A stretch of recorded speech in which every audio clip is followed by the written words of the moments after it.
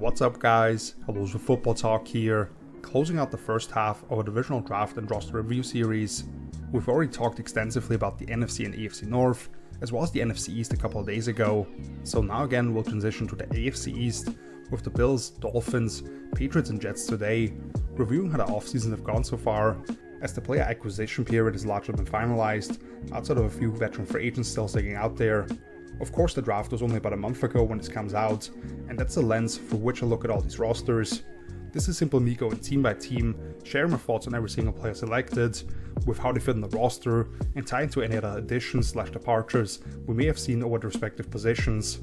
Once that's done, I talk about the class overall, some things I liked and maybe didn't like as much, about how each front office approached this thing, and then at the end of the video stack those four teams up against each other when it comes to the draft specifically.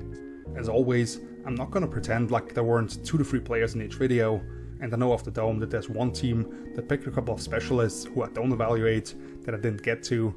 so I'll let you know with those and just give a short athletic and statistical profile on them. We'll get started in just a couple of seconds. Just do me a favor and hit the like button if you appreciate all the work I've put into these, and sub to the channel for more content like this and some other projects I'm working on this offseason. I have a video written piece coming out every single week basically, which you can find all over at helloswithfootballtalk.com. The link to that and timestamps for each team can be found in the description. But now let's kick things off with the Buffalo Bills, who in round 1 30th overall selected Maxwell Hairston, the cornerback out of Kentucky, 2nd round 41st overall TJ Sanders, interior D-lineman South Carolina, 3rd round 72nd overall Landon Jackson, edge defender out of Arkansas, 4th round 109th overall Deion Walker, interior D-lineman Kentucky, a couple of 5th rounders 170th and 173rd overall, Jordan Hancock, the cornerback/safety out of Ohio State, Jackson Hall's tight end Georgia Tech, a couple of 6th rounders 177th overall Dorian Strong, cornerback Virginia Tech, and 206th overall Chase Lunt, offensive tackle UConn, and then in the 7th round 240th overall Caden Prather, wide receiver out of Maryland. Hairston from Kentucky was the star of the show among the corners at the Combine, with a blazing 4.28 in the 40, great testing all around and field workouts, after totaling 3 pick sixes over the past 1.5 seasons. His confidence playing off, starting with the slow pedal, and only opening up once the wideout really sells out for the fade, is rare for a college corner, because he trusts his speed so much. Looks very comfortable peeking back at the quarterback in zone assignments, with good understanding for his landmarks and being able to ID route patterns to jump throws. Plus he races up into the flats and aggressively approaches contact with bigger bodies, flipping tight ends and running backs on multiple occasions. Not particularly interested in coming off his island when the play's designed to go away from him or hits between the tackles, and he lacks some balance in his hands to actually disrupt receivers at the line in legit press coverage, as well as being vulnerable to back shoulder fades. So big-bodied boundary receivers full time, but he gives Buffalo as long as they can limit how often he's involved in the run fit. Then TJ Sanders from South Carolina, who the Bills moved up 15 spots for, in combination with Chicago, in exchange for moving down 10 spots from 62nd to 72nd and swapping an early 4th rounder for a 7th. Although that 4th would ultimately come back their way in one of the craziest back and forths between 2 teams that we've ever seen, and I'll get to it eventually here. Sanders is a well-sized free technique at 6'5", 295 pounds, who packs plenty of shock in his hands to stack and shed, but even more so how he can slice from one shoulder in more of a penetrating role. Very sudden to go from head-up alignments to step into the hip of blockers and win up the field in passing situations, often paired with a beautiful two-handed swipe move. And he also shows the ability to lift up the wrists of pass protectors and create advantages for himself, as well as make the chest of offensive linemen available for himself. Sanders isn't overly disciplined in taking care of his run fits, in favor of trying to make plays, where his technique against double teams is inconsistent, and it leads to him getting washed out of his space. And he needs to rush the passer with more plan and precision in terms of the hand combats he's trying to land. But if he learns to be less reactionary with his movements and protects his pads, I believe he can be as disruptive as any D-tackle selected outside of the 1st round here. I was a bit surprised to see him be Buffalo's pick here, or more of a traditional shade nose, since you already have Ed Oliver in place, but I guess they bank on Daquan Jones eating those dirty work snaps, and then Sanders with Ed on longer downs to go to work to be able to attack the pocket from all angles. Then Landon Jackson is a former 4-star recruit for LSU who transferred to the Razorbacks, where he made 1st and 2nd team SEC these past 2 years as an oversized edge. Brings a hard head in the run game and doesn't mind crashing inside to stand up guards or smush together bodies in order to squeeze down rushing lanes. wound up out of his stance and regularly shortens the corner for himself with the long arm, oftentimes after initially swiping or chopping down the outside hand of tackles, and eventually squeezes past guys to flash up the passer's face with plenty of chase speed to hunt that guy down. Jackson can be a little undisciplined with his run fits, especially when the play goes all the way away from him and he just goes over the top of the blocking, and he's kind of a stiff pass rusher, I would say, without the ability to disconnect his upper and lower half to step past blockers and cross through his moves or challenge tackles with his reactionary skills. I was personally lower than consensus on him, but this isn't that far off from where I had Jackson. I believe his ceiling as a pass rusher is capped, but he makes a lot of sense with how the Bills want to cage rush and make quarterbacks uncomfortable back there. Adding him allows them to take some load off free agency addition Joey Bosa and let him be his best on third downs.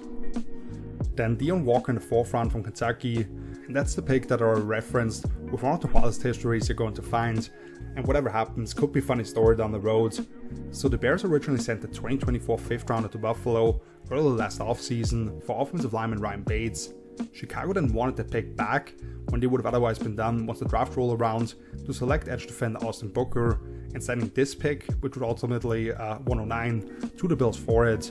That selection was part of the already mentioned Sanders trade up, only for Buffalo send picks 132 and 169 back to Chicago to select Walker here. Never seen anything like this with only 2 teams involved, where it just goes back and forth. As for Walker, that guy's built like a monster truck at 6'7", 340 pounds, features a Condor-like wingspan, half an inch over 7 feet. He has the natural strength to physically overwhelm centers and guards at the point of attack when he plays with leverage and technique, while showing plenty of suddenness in his hands to shed or flat out backdoor blockers. Yet how Walker can link his upper and lower half to actually step past the hip of pass protectors really stands out, where he can show a devastating bull rush at times with the right pad level, but actually impresses most as a finesse rusher. But he generally plays too upright and limits his physical dominance in both facets of the game, where he's not that rock in the middle of your defense as you'd expect based on the measurables, and he lacks a comprehensive plan as a pass rusher, where he just ran into people and ended up chest to chest with them quite a bit. Walker was playing for a cracked vertebrae last year, and it exposed some of the issues when he's playing tall, and you see the lower man really give him troubles. To move back up here for him, I have to think Buffalo banks on the fact that they'll overcome this, and they can tap into some of the dominance he showed in 2023. Then this has a chance to actually pay off big time, although it's a pretty big risk right now. Moving on to round 5, first with Jordan Hancock here from Ohio State, up 34 spots from the original selection, thanks to sending a current bust first round like Kay Elam to Dallas. Hancock is a player that basically landed up everywhere in the Buckeyes secondary and helped them win a natty with that versatility. He packs quite the punch when he disrupts guys off the line, reading the hips and sliding in front of slot receivers with measured but fluid transitions. He digests route combinations and positions himself to where he can help out playing over the top of them to his side, clearly understanding his assignment in zone coverage. And he battles blockers with long arms and a temperament, whether he's charging up the alley or adding onto the box, and dishes out some big hits. Hancock is still improving his vision as a zone defender and not dropping towards vacated space with no imminent threat. And he gets grabby when receivers are about to get on top of him, and his back is to the quarterback trying to stick with them through the break. To me, he may be best utilized as a big nickel, and I think we see them use some of those packages on third downs if they're confident in the development of last year's 2nd round pick, Cole Bishop. But right away, what he can provide is being better with his angles from depth to limit explosive runs, because that may have been the biggest issue with Buffalo's defense all of last year. The other 5th rounder is Jackson Hawes from Georgia Tech, a supersized badass blocking tight end, who handled himself like an extension of the O-line with a desire to put people into the ground, who uncalls his hips, connects his hand and feet to create movement, has taken a variety of blocking assignments in the box, but also gets the job done on the perimeter with tremendous body control and strain to drive defensive backs into the sideline or snatch them up in stock blocks. Plus he gets off the line cleanly, has the contact balance to deal with getting bumped early in his routes, and when he catches the ball, he becomes a load to bring down. There were clearly some excess steps trying to go for sharp breaks, lacking any type of quick twitch or real separation skills, and he finished his career with a 12% drop rate and only hauled in 3 of his 12 contested catch opportunities, with 0 of the past 2 seasons, showing some stiffness in the way he adjusts to the ball. This is someone with a clearly defined role as a traditional Y, who actually allows Buffalo, when they want to run 12 personnel sets now, to force opponents to match with base, and now with Dalton Kincaid on the linebacker. This could replace some of the jumbo packages with a 6th offensive lineman on the field, and overall plays very well into this downhill rushing attack that they truly transitioned to last year. Dorian Strong from Virginia Tech came about 2 rounds later than I expected, because this is a pretty long corner where the GPS tracked speed was a lot better than the 4.5 he ran at the combine. Strong packs some forceful stabs to take the fight to receivers in press coverage, packing some fake jams to throw guys off, but then is fluid to stay connected throughout transitions. Disciplined and aware in zone coverage, where he doesn't blindly avoid the flats if there's a threat of someone coming in behind him, but he's already leaning that way so he can contest throws behind him. Plus, he's strong with locking out and keeping the firm edge in the run game, along with not shying away from ponying his body on the line against bigger ball carriers bouncing out wide. Too often Strong is put in recovery mode due to shifting his weight / momentum too far as he tries to stick with routes, while his lanky build can sometimes get him into trouble, and he has a tendency of trying to cheat as he slides in between 2 receivers to his side and gets outflanked by the ball. But this is one of those, even though I like Maxwell Hairston, I would not be flabbergasted if this ended up like a Christian Benford Kyrie Elam situation, where the 6th round corner ultimately outplays the 1st rounder because it's a better scheme fit, unless they alter their approach to some degree. Either way, this guy may beat out returning veterans Trey White and Dan Jackson right away for the primary backup job inside and out. Chase Lund from UConn was my personal favorite tackle to watch, even though I did think we could see a slide because too often he surrendered first meaningful contact into his chest, and is put into a reactionary role in pass pro, while having 32.5-inch arms also limits his ability to redirect at the top of the rush, prying the shoulders open early, and he's so fixated on getting to the play side shoulder of edge defenders on reach blocks and beating linebackers to spots with his angles that he'll be tested by back doors and finding himself reaching for air a few times more often in the pros. But he's explosive out of his stance to take on challenging assignments in the run game with tremendous mobility in his lower half and high football IQ. He was the best true zone blocker in the class, widening the B gap on the front side, escorting the ball to the corner, taking care of backside scoops, attaching to or overtaking first level defenders, or peeling off for linebackers, and he's patient but purposeful with his punch and pass pro, being very skilled with creating advantageous positions and getting into that wide base to slow down the bull rush. Not necessarily the type of tackle that I might connect to more of a gap scheme rushing attack for Buffalo, but I think he immediately backed up Spencer Brown at right tackle, and with this guy's first for blood on the ground, he may end up as the designated 6th lineman in place of Alec Anderson in those jumbo packages after signing him for 1 more year at $1 million. Lastly, Caden Prather from Maryland, a former 4-star recruit with great size at 6'4", 210 pounds at receiver, does well to create leverage advantages for himself, in particular breaking towards the middle of the field, and shows low wasted movement at the top of routes, has soft hands and good focus to finish catches in congested areas, only dropping 1 of 57 opportunities last season, and he does well to sell the vertical push and then attach his hands to the chest of off corners, continuing to move his feet and reposition those mids to sustain blocks.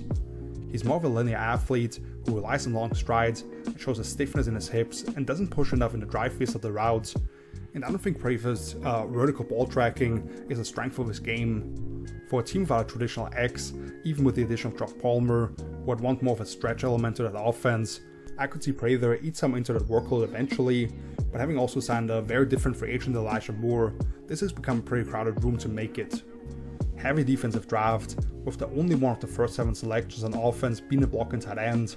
So GM Brandon Bean going on radio and telling people not to pitch around about them adding wide receivers clearly didn't come by mistake, but like he said, this was about improving the other side of the ball, with Josh and company averaging 31 points per game last season. I thought grabbing a forced nose tackle might have been the biggest priority this offseason, which they didn't really address at all until Deon Walker, who I need to see play with better leverage to be able to get there. But that second corner spot, once they were dealing with an injury last year, was a massive weak spot that opponents continued to hammer away at. So now those older veterans they brought back only have to fill in when needed. The other corner in Dorian Strong to me will hang around there and make those guys expendable sooner rather than later. They replenish some depth on the D-line with younger players who fit the mantra up front, while Deon Walker is one of the biggest wildcards of this entire draft. I thought Buffalo did a great job here, especially on day 3, where I liked every single name they selected better than where they actually came off the board. Hats off to Brandon Bean, before he starts cursing me out as well. Team number 2 now, the Miami Dolphins, who in round 1, 13th overall selected Kenneth Grant, the interior D-lineman out of Michigan, 2nd round 37th overall, Jonas Savaiania, interior offensive lineman / offensive tackle Arizona, 3 5th rounders, 143rd Jordan Phillips, interior D-lineman Maryland, 150th Jason Marshall Jr., cornerback Florida, and 155th overall Dante Trader Jr., safety Maryland, 6th round 179th overall Ollie Gordon II, running back Oklahoma State, and then 2 7th rounders, 231st overall Quinn Ewers, quarterback Texas, and 253rd overall Zeke Biggers, interior D lineman Georgia Tech. Grant is a freakishly athletic D tackle, packed into a 6'3", 330-pound frame, has that massive lower body and bubble butt, but also keeps his feet active in order to dominate the point of attack in the run game. When he's technically sound, he can 2-gap, peek and shed, and wrap up running backs for minimal gains, but also arm over centers in more of an attacking role. While as a pass rusher, he brings a lot of power to test the ankle of interior protectors, and he packs a sneaky swim move to pay up with that when guys try to sit down against him. The width of his base and his leverage lack some consistency to optimize his ability to take control of blocks, while he still has room to improve his play recognition, and Grant needs to develop more of a plan and level of consistency with how he challenges the pocket, not yet aptly threatening the edges of the frame of blockers. Still, this is an uber talented guy who can immediately boost the run defense, and adds an element of collapse in the pocket that he hadn't really shown yet, allowing those speed rushers off the edge to stay on track and clean up for sacks. Grant and Zach Sealer next to each other in nickel packages start to look a lot better because they can make up for negative box counts, and this is kind of the theme for the next 2 selections as well. So Savainia from Arizona, who Miami moved up for 11 spots in exchange for pick 98 essentially, along with a 5-spot difference in the middle of day 3. 6'4", 325-pound right tackle with massive feet and good density throughout his frame, expected to move inside at the next level. Packs palpable vigor in his hands and wants to bury guys in the run game, relentlessly churning his feet through the target, while being able to execute reaches and scoops and zone concepts with great success. His foot speed for being a man of his dimensions is rare, especially considering he probably needs specialty sized shoes. He keeps his elbows tight and is authoritative, with lining his hands inside the frame of rushers, yet calm in the way he transitions on twists or picks up looping rushers. In order to sustain and finish blocks in the run game, Savania's initial hand placement will need to be improved, as he too often brings his hands up from his knees, and he overcommits to speed up the field, which opens up the door for pretty clean wins on up and unders in the fight dropback situations, which is why I expect him to be more comfortable when he doesn't need to protect the outside shoulder so intently at guard. But this was one of my favorite offensive linemen in the class, as someone who can probably fit in any run scheme, and I think he's fully equipped to work in Miami's offense that wants to attack the edges of the defense so much, but he also gives them some more toughness and size that they were lacking, especially as we got later into the calendar. Him, Aaron Brewer, and James Daniels as his starting interior 3 gives them quite a different feel, and while I certainly don't love the tackles, we may see them run through that interior 3 more extensively, plus Diorno can jump out there in a pinch.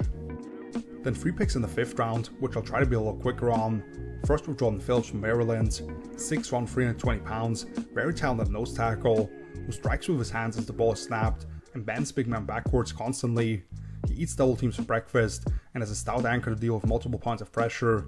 And when Phillips sells out for the bull rush, he can put solo blockers on skates, along with being able to yank guys aside off that. But because he's not the quickest off the line, or reduces his frame in a way that allows him to work over the top of blocks, you see Phillips get reached or sealed away from the actions and lateral run concepts, and there's some definite tightness in his lower body that doesn't allow him to challenge the lateral movement skills of interior pass protectors. Interesting to see Miami with no further 4th rounder, it basically might have selected Grant's backup here, but I do like the value at this point, and it sends a clear message for who he wants to become. Then Jason Marshall from Florida, a former top 30 national recruit who flashes those talents on tape, shows calm feet and natural confidence as a man corner, with the speed to hang with just about anyone, does a great job of mid-pointing routes in zone coverage and not giving quarterbacks clear answers, and he makes sure to take care of his contain responsibility in the run game, but can definitely get too aggressive in press, overextending and getting into catch-up mode. There's moments where he's trying to locate the ball late and ends up looking silly as the receiver catches the ball uncontested, and he tends to stay blocked when receivers are able to get into his frame, so kind of a pure cover corner who can get himself into trouble down the field, but I do think as a sub-package guy with his skills, he can find the field to a certain degree. And Dante Trader from Maryland is a hard-nosed safety who charges up the alley with a purpose, although it does typically come to balance when necessary.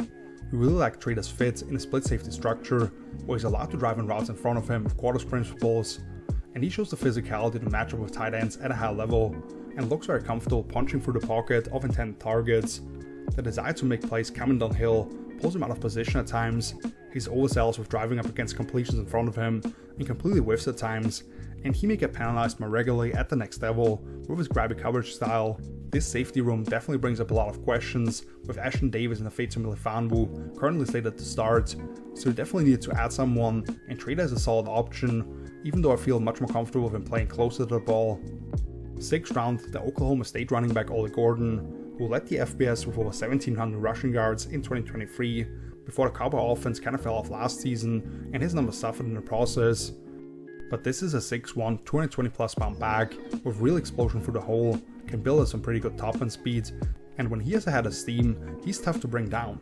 Dishes out some devastating stiff arms to push would-be tackles to the ground, and can churn through swinging arms, and he clearly has the size and brings the thump to stand up blitzing linebackers in one-on-one pickup, if he can just learn to not dip his head into contact as much. Again, he's someone who needs that runway to build up momentum, rather than having the twitch and instant explosion, and he presents a large surface area as a pretty upright runner with long legs, which makes him not as effective as you might think in short yardage situations when there's defensive penetration. Very different style of back to what Miami has added in the mid-rounds these last 2 years between Devon Achane and Jalen Wright, but they did add Alexander Madison as well, and I could see the rookie beat him out as more of a power runner if they transition to hitting more between the tackles. When Ewers was once the top quarterback recruit in the country and set multiple Texas records, generally throws a very catchable football with soft touch and has tweaked his throwing motion quite a bit to be more consistently accurate, especially in those loopy passes down the field. Showcases plus peripheral vision to take advantage of openings in zone coverage with spacing concepts and willing to hammer away with leverage throws or replacing blitzers. And he's slick with his ball fakes, one-handed pumps, and ways he can clear out passing lanes, but I still question the efficiency of his throwing motion, and it's been quite a while since I've seen him truly drive the ball. And his pocket presence is rough, man, especially when things break down and his footwork gets sloppy if the ball's closing around him. He just hasn't been the same since that shoulder injury a couple of years ago. It's been a very hot and cold experience tracking Ewers' college career, and had him down there as my QB 10, even though I thought the NFL would move him up a little bit, simply based on recruiting status. According to Quinn's agent, teams said they viewed him more as a 3rd or 4th round pick, but too big of a name to be a clipboard holder. Whatever you want to make of that, I think it makes a lot of sense in his RPO and play action heavy Miami offense with his quick trigger, but his injury history doesn't make him an optimal backup, and he'll need to beat out Zach Wilson for QB2 duties. Closing out now with Zeke Biggers from Georgia Tech, just a hulking nose tackle at 6'5", 320 pounds with 35-inch arms and over 10-inch hands. Brings plenty of jolt on first contact at the line of scrimmage, and you rarely ever see Biggers get moved off his spot by single blockers, or even to some degree double teams, and he'll walk guards backwards when he can angle his rush through the chest with a tight arm over to free himself from stalemates, but doesn't bring much juice off the ball or ability to put his foot on the ground and change directions as required, and simply doesn't give you a whole lot as someone who truly wins as a pass rusher other than pushing the pocket. Fascinating that they kinda added 3 guys with the same primary role in college, which makes me think we may see Kenneth Grant be a little more aligned and versatile for them. Looking at Miami's class as a whole, as I just said, it was curious to pick 3 guys who primarily lined up between the guards defensively, but it probably signals that in base we see Grant more as a 4-eye or 3 technique for a super beefy lineup, and then pair him with Zach Sealer when they do go to even fronts.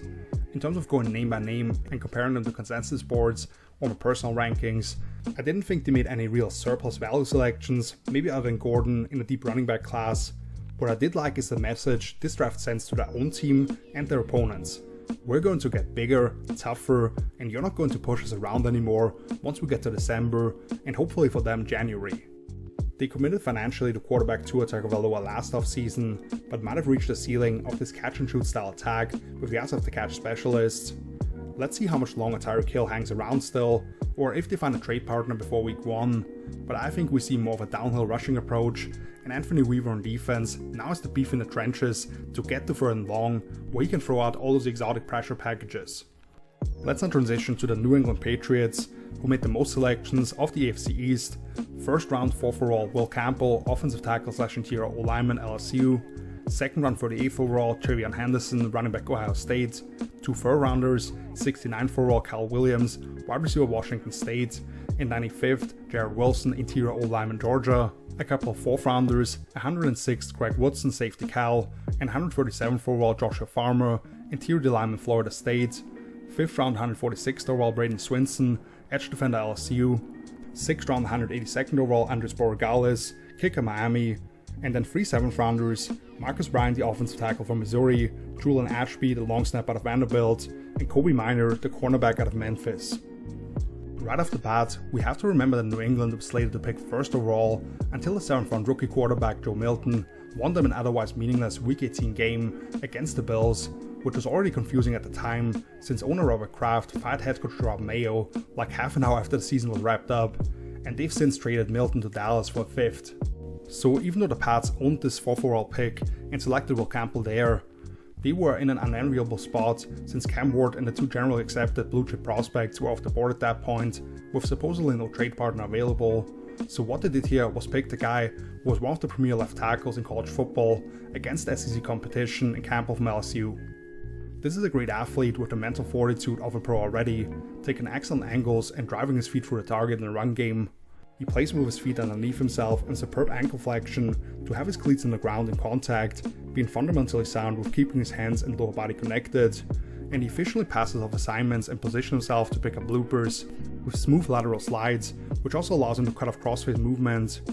But Campbell is already tall in his stance and struggles with leverage to maximize his force that he can apply in the run game, and because he only has a 78-inch wingspan and doesn't brace in a way where he establishes first meaningful contact enough in pass pro, being able to convert speed to power effectively against him really gives Campbell a lot of trouble. So I personally evaluated him as a transition candidate inside because I like his movement skills and ability to decipher information quickly,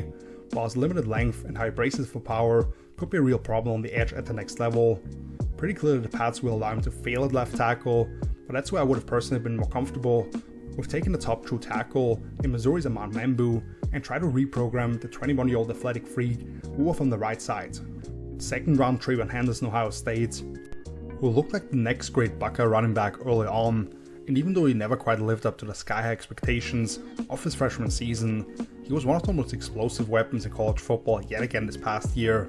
A nimble runner who can glide between lanes and quickly accelerate when he finds one opening up. His spurt once he's a couple of yards into the defensive backfield, particularly approaching the sideline, is what really shocks defenders, and then he can take a hit from the side, yet maintain his momentum. Plus he's a smooth route runner who can quickly rip off explosives as a check down a screen option, but even more so, he will absolutely obliterate blitzing linebackers as a personal protector. His vision between the tackles can be a little spotty, as he's more of a one-speed runner, and you see him bump into the backs of his blockers more often than he'd like to. While he doesn't offer the most impressive raw strength or contact balance to plow through angled tackles and survive glancing shots, I really like his fit now in the 1-2 punch with Ramondre Stevenson in New England, who they extended last offseason. Mike Vrabel understands the value of explosive plays, and the lack of those going in was a concern about putting those pieces around second-year quarterback Drake May,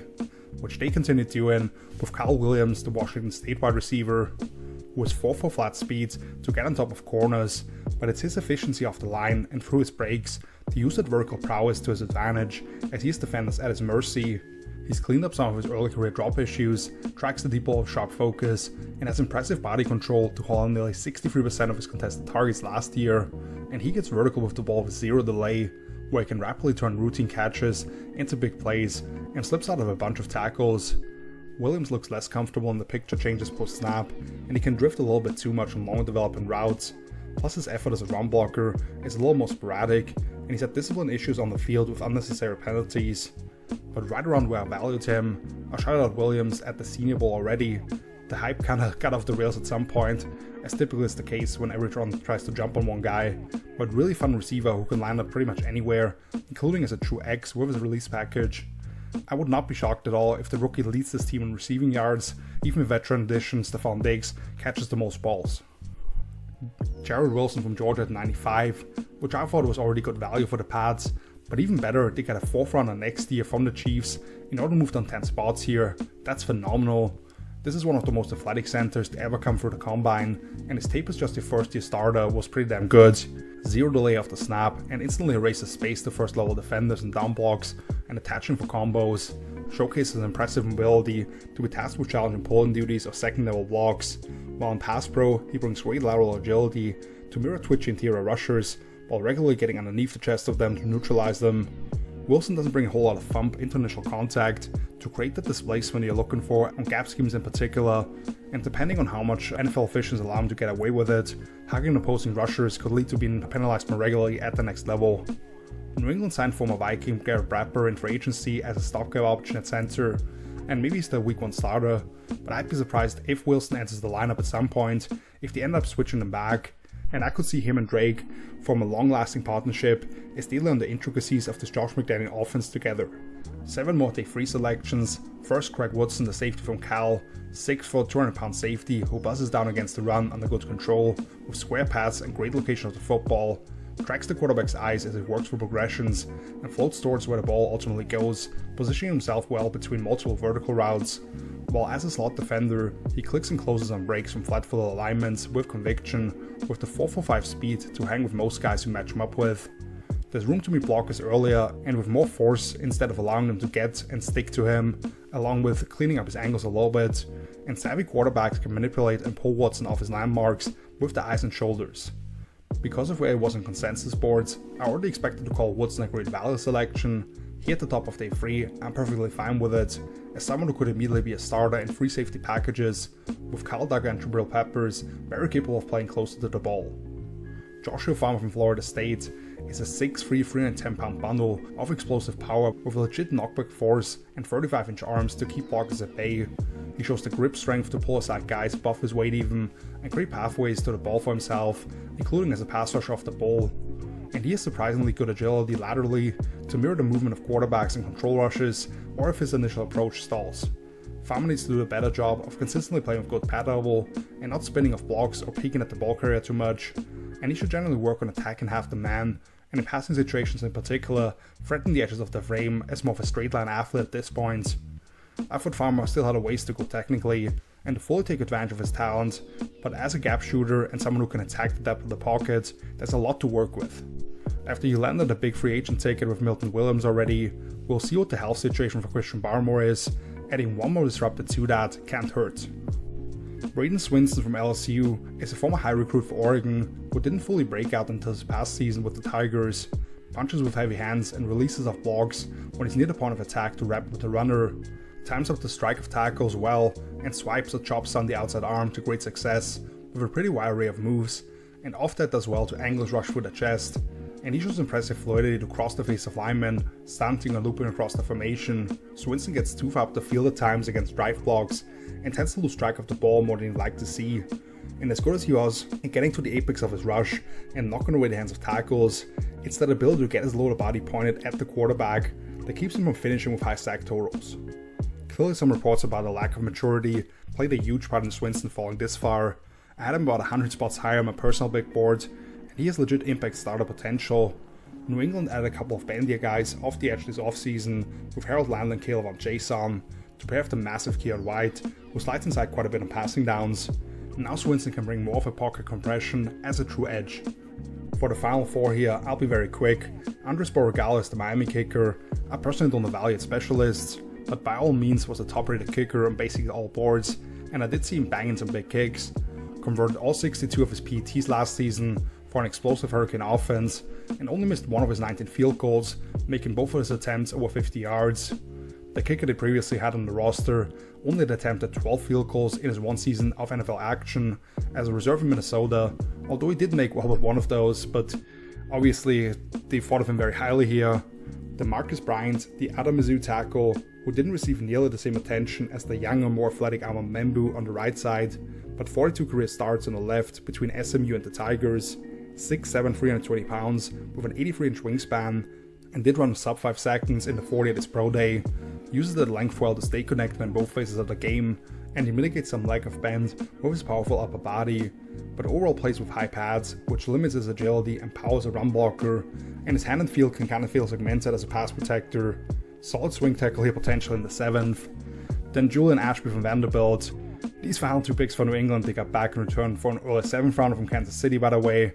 I'm not going to entertain the idea of a long snapper here, or even believe there are many people out there who actually grind that tape, or even can differentiate a whole lot between guys unless catastrophe happens. The first long snapper drafted since 2021 probably could have just called and offered him the same amount of money once the cut from Mr. Relevant was handed in. And speaking of that, The actual final pick here, Kobe Minor, cornerback out of Memphis, although he was announced as a DB, so probably someone they look at as wherever he can maybe help them out and show some upside in training camp, along with if he can be a special teams contributor to earn that roster spot.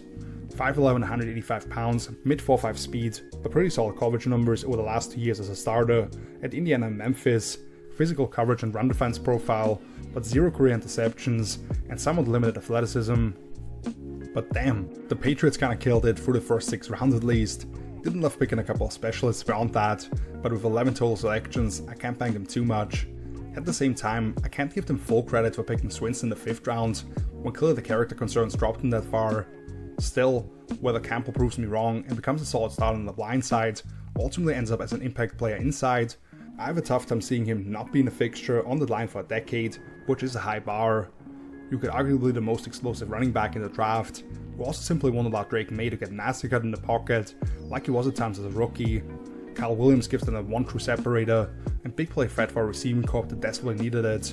and probably a long-term starter at the pivot in Wilson, with supreme athleticism for the position. Plus, at the very least package players for the defense at safety and the tackle. This was one of the strongest classes of the entire draft, with plenty of instant impact, but also high in potential. I see McRae will turn this thing around quickly, with one of the most promising young quarterbacks entering year 2, and now enough around him to allow him to thrive. Closing out this division now with the New York Jets, who in the 1st round 7th overall selected Amon Membu, offensive tackle Missouri, 2nd round 42nd overall Mason Taylor, tight end LSU, 3rd round 73rd overall Azari Thomas, cornerback Florida State, a couple of 4th rounders, 110th Aaron Smith, wide receiver Georgia, and 130th Malachi Moore, safety Alabama, and then a couple of former Miami players in the 5th round, 162nd and 176th overall, Francisco Marigoa, the linebacker, and Tyler Barron, the edge defender. As for Membu, a freakish athletic tester at around 320 pounds, who also produced some of the best tackle tape over the last 2 years in the SEC. He brings some heavy hands and keeps those connected to his feet in order to apply force in the run game, as one of the top zone blockers you were going to find. Clearly overhauled his kick set to some degree, to where he can now choke off angles for rushers off the edge, and play with that low base and controlled active footwork. And he has maybe the strongest core and anchor ability in the class, paired with the tight grip to not allow opponents to slip off him. Membu doesn't consistently bring the type of ferocity to live up to his potential as a run blocker, and you didn't see a whole lot of true vertical pass sets in that offense, while he was challenged with having to gain ground with his kick set against the speed of the edge, while you see a tendency of stopping his feet momentarily as he punches with the outside hand. Yet if he can refine that and bring it on every snap to unlock his explosiveness to create movement on the ground, he has probable potential at right tackle, which now the Jets will line with him and last year's 12th overall pick Olu Fashanu as bookends, and hopefully a healthy interior, suddenly looks like one of the more promising young units in the league. I thought this was the perfect match. Then Mason Taylor from LSU, maybe not the kind of athletic phenom like his dad Jason Taylor, the former great Dolphins DN was, but really skilled, crafty tight end who the Tigers only just started to really tap into later on in his career due to all the insane wide receiver talent they had.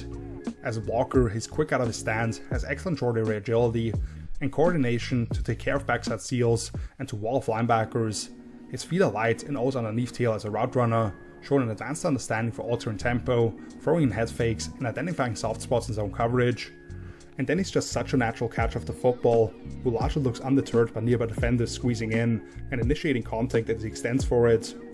Clearly more so gets the job done as a positional blocker rather than someone who moves people against their will in the run game, and not much of a quick twitch athlete who can threaten DBs with sudden bursts or long speed, including as more of an efficient rather than explosive yak threat.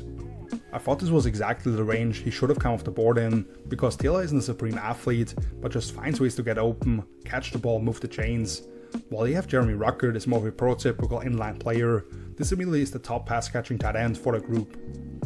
Azari Thomas from Florida State is a long physical press corner who is technically sound, so patient and balanced to stay square, force receivers to widen their release, and staying in the hip pocket throughout those assignments. Does a good job of playing to his leverage in zone coverage, but also work off his initial duty and adjust his spacing as the offense alters the formation via pre-snap movements or as the pattern develops, and he doesn't mind mixing up in the run game while using his length well to lock out against blockers. His 4.58 speed was rarely tested, even though he did allow receivers to gain a step on him late in vertical routes a few times, and is guilty of pulling the shoulder pads of receivers as he wraps around for PBUs. and while Thomas is invested in getting involved in run defense, he has a really tough time actually disengaging from blocks once guys are in his grill. So I was curious if the slow time Thomas ran at his pro day would scare teams off, but he's not even 21 years old as of the time that I'm recording this, so his technically sound impressed already, and while his tape wasn't as dominant in the lesser conference, his profile was kind of reminiscent of last year's Texans second rounder Kamari Lassiter, who had an awesome rookie year, and because he never allowed opponents to get up to that top gear, those concerns never really showed up. Speaking of Georgia players, since I just referenced Lassiter, a guy who has none of those concerns is Aaron Smith, the wide receiver, with the raw speed at 4.36 to get on top of corners, even when they do give him an extensive cushion, but also has the slipperiness and play strength to deal with contact early in the route, shows soft hands and instantly gets vertical and secures passes with the pull-away gear. Plus, he comes to balance and packs a solid strike as a blocker, embracing opportunities to crack back on guys in the box and get involved in condensed sets. But his ability to decelerate and deliver routes to defenders, where he actually has to win one-on-one, lacks refinement, to whereas route tree looks pretty simplistic right now,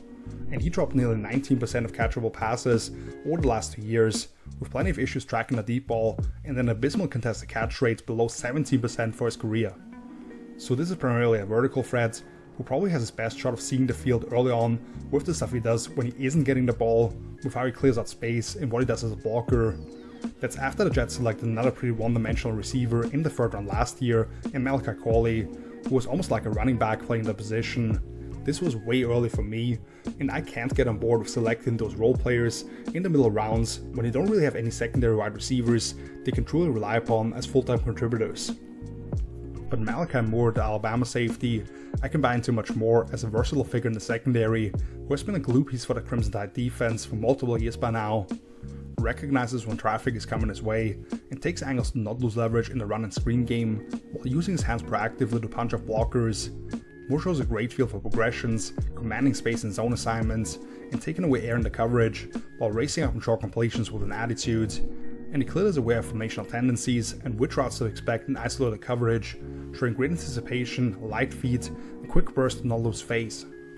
But he could do a better job of keeping his outside arm free as he attacks blockers and plays out to the corner, and I'd like to see him fight more aggressively for holds. And his numbers in man or match coverage specifically weren't great, as he doesn't arrive there with the oomph to consistently dislodge the ball at the catch point.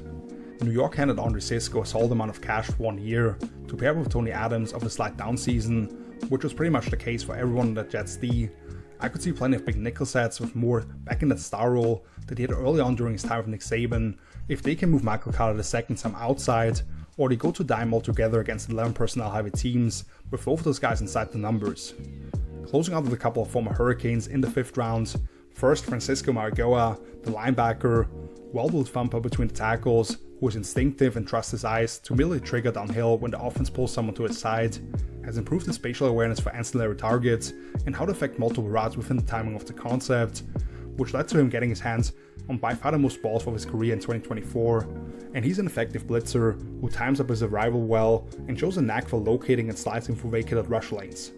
He has to turn his pads early and sell out in order to knock it out race to the sideline as the runner bounces wide, without great short area burst, and I thought he frequently ran himself out of the picture against zone flow when the offense booted the other way. While Tyler Barron, the edge defender, who the Jets swapped the 5th for a 6th rounder next year for, to move out 10 spots here, is a solid ability end with long arms and good density across his frame at 6'5", 260 pounds. Bench presses tight ends a couple of yards into the backfield regularly, and stays alert for falling back a gap after flowing with lateral concepts. And he does well to reduce his frame by dipping the shoulder as he's working the corner across the face of offensive tackles, paired with one of the best club swim combos in the class. Barron defends the run with a narrow base, limiting his ability to anchor and his overall contact balance. And to me, he doesn't show the burst to truly threaten the outside shoulder of tackles, and then isn't precise enough with his hand combats at this point to soften the track for himself. To me, he's your classic 3rd or even better 4th edge, who they can rotate in and give them the solid work across all 3 downs, although his high end upside may be capped, while Marigoa can start in a pinch at Mike because he's so cerebral, but right now can be on the field as a short yardage thumper and set the tone on special teams. With the lack of depth at both those spots due to allowing a couple of guys to walk in free agency, those additions were much needed.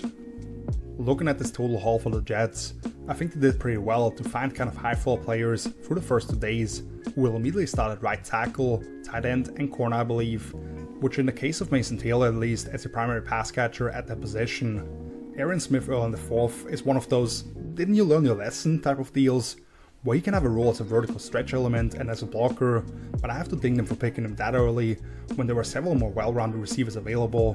But I like more as your third safety, who allows you to tap into more packages, and then the two Miami guys later re-establishing some much needed depth. Would I have preferred them to maybe move down from the early 4th rounder and at least pick up one more dart throw at one of these quarterbacks, who all pretty much went later than expected? Sure, but I think new head coach Aaron Glenn and general manager Darren Muji are pretty content with leaning into their strength this season, see what they can get out of Justin Fields in what might be one of the run-heaviest offenses in neutral game scripts, and be a little bigger throughout the defensive lineup to not get pushed around as much themselves. Targeting someone at nose tackle, with how deep this class was, would have been an option though. Nonetheless, here are my AFC East draft rankings. I have to go with the Patriots at the top. They clearly attacked this offseason with a plan of becoming more dynamic on both sides of the ball, especially on offense, and putting an infrastructure around second-year quarterback Drake May to succeed in, first and foremost with a quality pure play caller and offensive design in Josh McDaniel. I question if Will Campbell can ever be a true impact star at left tackle, other than if he eventually moves inside, and I didn't love picking a couple of specialist slates, but to acquire extra capital and hit big time with 8v11 selections basically, finding 3 or even 4 quasi-offensive starters before adding 3 undervalued pieces to the defense to kick off day 3. Hats off to his new regime, since I believe Vrabel probably has the last word on personnel decisions now there. Bills are second for me. They went the opposite way and clearly sent a message that they needed to get better on defense. And even though I thought that would entail more of a physical presence right over the center, they get a dynamic corner up top, heavy reinforcements on the defensive line, potentially starting safety, and maybe even your primary backup corner in the 5th and 6th round respectively. And then I'm a huge fan personally of Chase Lunt, the UConn tackle, who they grabbed just outside the top 200, but maybe a swing tackle and 6 linemen in those heavy personnel sets they love to put out there, if it's not Jackson Hawes a little earlier, as one of the best blocking tight ends we've seen come out in recent years. I'll put the Jets third, but it's very close between the final two. Already explained why they haven't really earned the benefit of the doubt with these one-dimensional wide receiver selections in the middle rounds, but otherwise I thought basically all the picks came at solid value, finding players who I believe will end up starting for them right away with high floor profiles, adding depth to all 3 levels of the defense, following the Aaron Smith head scratcher, makes it a lot more admissible, and I like that Aaron Glenn and company didn't try to reach for a quarterback early, as the roster isn't ready to truly compete at the highest level at this point. And the Dolphins are at the bottom, but I didn't think they did a bad job by any means. Just 4 of the first 5 picks were a titch early for me personally, and the strategy of selecting 3 primary nose tackles, at least in college that is definitely an interesting one when they could have used help elsewhere as well. But as I already outlined, I do like the messaging of them becoming a bigger, tougher team that won't allow opponents to push them around anymore late in the calendar. And without their original 3rd and 4th rounders, they didn't have the easiest starting point, although they did give up a comp pick at the end of day 2 in order to move up for Savannah. For as much as I like the player, that was probably an overpay. But we've now reached the midway point of our Divisional Draft and Roster Review series. Thank you so much for watching this and any of the other episodes so far. You know the drill. If you appreciate the analysis, all I ask of you is to give it a like and subscribe to the channel if you haven't done so yet. Will Josh Allen challenge the MVP again, and can the Bills finally get over the hump? Or will one of these other teams put rocks in their path? Would love to hear your thoughts on the AFC East and anything discussed today in the comment section. Happy to go back and forth with you guys there. Again, if you're a draftnik, I have top 10 rankings with player profiles at every single position and plenty more over at hellosforfootballtalk.com. Link to that and my social media channels are down below in the video description. We're far from done here, as we've still got the NFC and AFC South and West on slate. So until then, see you later. Peace!